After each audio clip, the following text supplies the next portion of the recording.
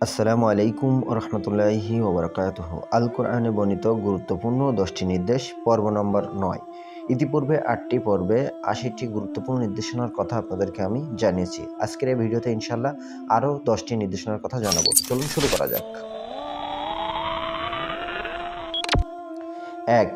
অনুমতি না নিয়ে অন্যের বাড়িতে প্রবেশ করবেন না। সূরা আন-নূর আয়াত নম্বর 27।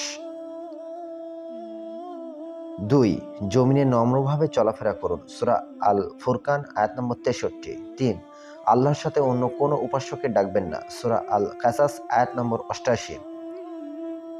4. পৃথিবীতে আপনার অংশকে অবহেলা করবেন না। সূরা আল কাসাস আয়াত নম্বর 77। 5. সমকামিতার ঘৃণ্য কাজে লিপ্ত হবেন না। সূরা আল আনকাবুত আয়াত নম্বর 29। 6. সৎ কাজের আদেশ দিন, অসৎ কাজে বাধা দিন। সূরা লোকমান আয়াত নম্বর 17।